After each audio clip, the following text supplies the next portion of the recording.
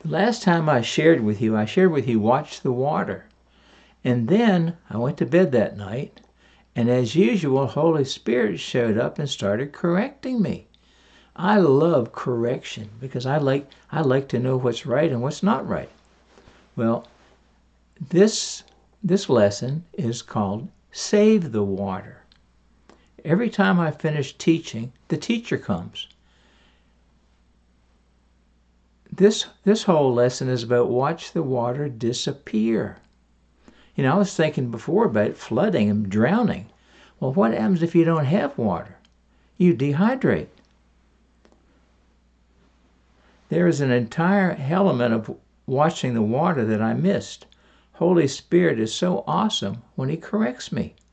Water does not leave our planet. What happens to water? Well, what does water turn into? Water turns into vapor, and that vapor turns into clouds, and the clouds condense and they collect and they get heavy. And what happens to the clouds? Well, the water drops back down upon us and it becomes rain. Well, right now we're having an issue, a big issue. So I'm going to go over a bunch of stuff, and hopefully it will enlighten you, because it certainly enlightened me. Sometimes we think we know, but we don't know a lot. We know a little bit. And then the teacher comes along and he starts teaching us, explaining things to us. So I want to start thinking about oceans. Well, oceans have what? Oceans have what? 3/4 of the water of the planet? They're sitting in the oceans. Well, how much of the ocean is water? Well, I would think, 100%, right? Well, no, that's not the right answer.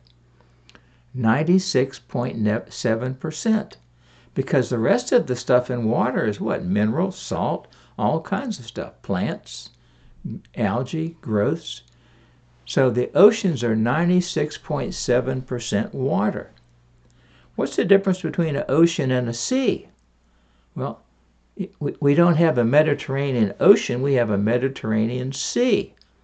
Well, seas, for the most part, connect to oceans. But that's not always true. There are exceptions, like the Dead Sea. But most of the seas connects to the oceans. So many people, I thought that a sea and the ocean were the same thing, but they're not. Well, so now you know. Seas are smaller than oceans. So how does the water get from the clouds back into the oceans? Well, rivers and streams flow downhill. And what is the lowest level on the planet, on the surface of the planet? It's sea level. So ocean and rivers and streams and brooks are what? They're higher than the ocean. And what do? They run down from the mountains to the valleys to the plateaus, and eventually they get down to where sea level is, and they get down to where the ocean. So if you look in the summertime, you can see these lines of moisture going up into the clouds in the sun, and what that's the water is evaporating. But when it evaporates, does it leave the planet? No, it just changes form. It changes form, and it goes up into the heavens, becomes the clouds, and then the clouds come down, and it comes down to rain or snow or sleet or hail, and it works its way back down to where it started, which was down at the ocean, at the ground level, at the lowest level, which is the ocean. So how do we get water in our springs? In our streams? Well, we usually get water out of springs. What are springs? Springs are areas of water that the pressure on the mountains from the aquifers in the mountains comes down below into the valleys, and it works its way back up into the surface, and it becomes a spring, and the springs feed the rivers and the streams and the brooks and the tributaries. And then the springs and the rivers and the streams, they get stuck someplace in a low spot, like a bowl, and they become lakes. And what is a lake? Well, a lake is just a body of water that's like in a reservoir. It's in a hollow place, in a bowl. So we have fresh water, which is the water that comes from the rain and the snow and the sleet and the hail. And that's fresh water. That's water that doesn't have salt in it. And we differentiate fresh water and salt water. Well, we know the oceans are what? Salt water. Well, do you know that because the salt is being depleted from the oceans, that's changing the composition of the water? And so the Gulf Stream that goes up along the east coast of the United States is getting weaker. And as it gets weaker, it's not traveling as fast. It's not carrying as much warmth up into. Now, that you're going to get a lot from this. My friend Terry, he was a deep sea diver, and he spent a lot of his life working on oil rigs in the North Sea. Well, he said, Will, did you know that the Gulf Stream ends up in the North Sea? I didn't know that. Do you know the Gulf Stream comes up along the east coast and goes between England and France and ends up in the North Sea? And the North Sea is warm water from the Gulf Stream. But the Gulf Stream is weakening because the percentage of salt in the water is weakening. And so the composition of the ocean is changing. So we have salt water and we have fresh water.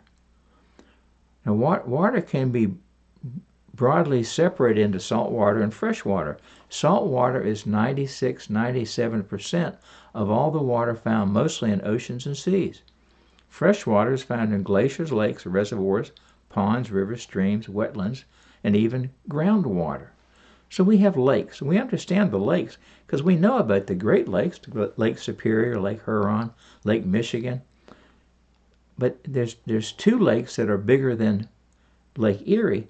One is the Great Bear Lake, and the one is the Great Slave Lake. And then we have Winnipeg and Lake Ontario and Lake Winnipeg. Well, we have some pretty big lakes in North America. Now, they're not all in the United States because they border Canada. They separate us from Canada. Which country has the most fresh water? Well, you're probably not going to be surprised, but the answer is Canada. Canada has the most fresh water of all the countries on the planet. So there's something else that's really important for us as humans, because if we don't have water, we're going to die. Well, what's really important is aquifers. What is an aquifer? Well, an aquifer is a water-bearing rock that readily transmits water to well springs and so forth. And we have aquifers in different levels of the terrain of the mountains and the hills and the valleys. And so when the rain and snow melt on a mountain, that water leaks down into the soil and gets into an aquifer. Now, what's really interesting is that a lot of the springs are aquifers from mountains that are coming down and being pressured up into the ground. In fact, my wife and I looked at a farm that we thought about buying in Virginia. And interestingly, it was an old farm from back in the 1800s, the old farmhouse, and they had a well house, and the well house had water pumping up through the floor, up through the bottom of the well house, and the water ran year round, all the time, and had for centuries. Well, where did that water come from? Well, that water came from an aquifer up in the mountains above it, and all the pressure just kept it flowing out of that pipe, which actually was a spring. It was a spring that had a pipe in it. Well, that was really interesting for us. So there's a really important aquifer in the middle of the country, and it goes from South Dakota all the way down to Texas, and it's the Midwestern aquifer. Well, that aquifer is the largest aquifer in the United States, and now it's 30% lower than it should be. It's gone from 100% to 70%. Now, what's happened to that water? Well, where did that water go? Well, it's being pumped out of the ground for irrigation mostly. But then there was a company in Texas that was pumping water out of that aquifer, and they were putting it through a purification plant, putting it in bottles and selling it overseas. Well, that's okay because, I mean, it's okay to take some water to share it with other people. But then we get up into Lake Michigan, and the company called Nestle's, I'm just going to say this politely, I don't like Nestle's. Nestle was pumping water out of Lake Michigan and bottling the water and selling the water to China because China's depleted of water. China doesn't have enough water for their people. So not only was China pumping millions and millions and millions of gallons of fresh water out of Lake Michigan and then bottling it and sending it to China, but they were taking these great big huge bladders in the rivers over on the west coast, and they'd take this bladder up the river and they'd fill it up with water, and they'd hook it up to a boat, and they would drag those bladders across the Atlantic to China for fresh water. Now they were getting water out of the rivers before it got to salt water, so they were filling up bladders in rivers, taking it to China. Well, Nestle's was taking the water out of Lake Michigan and getting rid of it, selling it off. Well, where does the water come from? Where did it come from in the first place? How did the water get into Lake Michigan? Well, some of it was probably from springs, but most of it comes from rain and from snow and from ice and sleet and runoff from the mountains. That's where the water comes from. Now, where does the water go? Well, we drink the water and we think the water's all gone. The water's not gone. It's just we use it, we process it, and we urinate some of it, we perspire some of it. But you see, water doesn't leave the planet. Water stays here. Now, there's a certain amount of water under the ground, and that's in the aquifers, and there's a certain amount of water in the atmosphere. So there's some really large aquifers in this country, but they're also, well, there's a Central Valley aquifer, there's a Columbia Plateau aquifer, there's a Denver Basin aquifer. There are a lot of aquifers, and all the aquifers, that's where the water gets down into the soil and it gets caught up in the rocks. So how do we get water out of the aquifer? Well, when I was a boy, we had a well, and when I was a little boy, we had a dug well. That's where they just dug down. Guys took shovels and picks, and they dug a hole in the ground until they hit water. Well, now they drill wells, or they pound wells, or they're either dug or drilled or pounded, and they drive a substance down into the soil like a drill or a blunt object until they hit water. And when they get down to a certain level, they get a certain amount of water. And if they go down deeper, they get more water. Well, I had an aunt up in New Hampshire. She lived up on a mountain. And because she was pretty high up on the mountain, she had an artesian well dug. Well, I thought an artesian well was because of the depth of the well. An artesian well is a well that's in an aquifer that has higher aquifers putting pressure under it, and it doesn't even need a pump. The pressure drives the water up the pipe and into the house. So my aunt had a 1,000-foot artesian well drilled. It was a drill well. They drilled it with a drill, and she didn't have to have a pump in the well because there was so much pressure that she had to cap it off and stop it from running out. So all she had to do was just open the valve and it would just flood out into the house. Well, that's what an artesian well is. So now we're going to go to the next level. We can't live without water. We can't live without it. How long can you live without water? Well, I'm going to tell you, I don't know what the scientists tell you, but I don't really trust science. I trust observation. And there were two brothers that went on a hunger strike, no food and no water. And in 21 days, they were blind. And in 30 days, they died. Well, how long can you live without water? Well, you can't live healthy without water for very long. But you can live without water a long time. but eventually you're going to die because you're going to dehydrate. So what happens if there's no source of water? What happens if there's no place to get water? Well, you can take water out of the air. We have dehumidifiers in our house because our basement gets damp. What's the dehumidifier do? It condenses, it gets the water to, it's hot and cold. Cold makes the water kind of run off of it. So it has this condenser in it, and the water drips into the tank, and we dump the tank out every day. Well, that's a way to get water. And there's a water machine called SkyWater, and that's a brand, if you can look it up on the line. And SkyWater makes equipment that takes the water out of the air. You can also collect rainwater. You can collect rainwater in barrels, but you still need to process it or clean it somehow. And you can either clean it by distillation or you can clean it by reverse osmosis. So atmospheric water generators, what these are called, are they bad for the environment? No, they're not. But they take a lot of energy. So you have to have a lot of electricity to run a dehumidifier or to run an atmospheric water generator. So we talked a little bit about rainwater collection. How about desalination?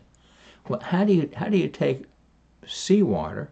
You can't drink this stuff because it's too salty, and you just can't drink it. So how do you desalinate it? Well, you can distill it. And what is distilled water?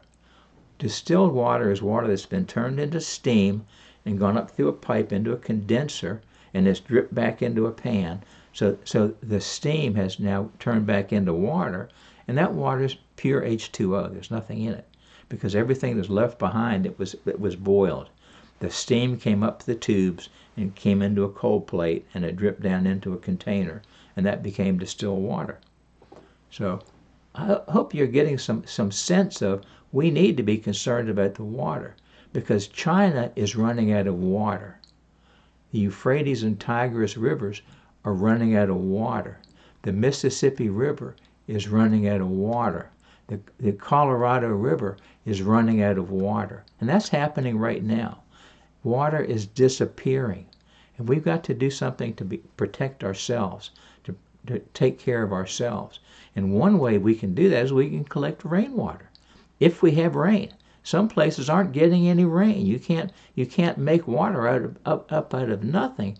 But the atmosphere has a certain amount of water in it, and you can take water out of the atmosphere, and you can turn that into drinkable water.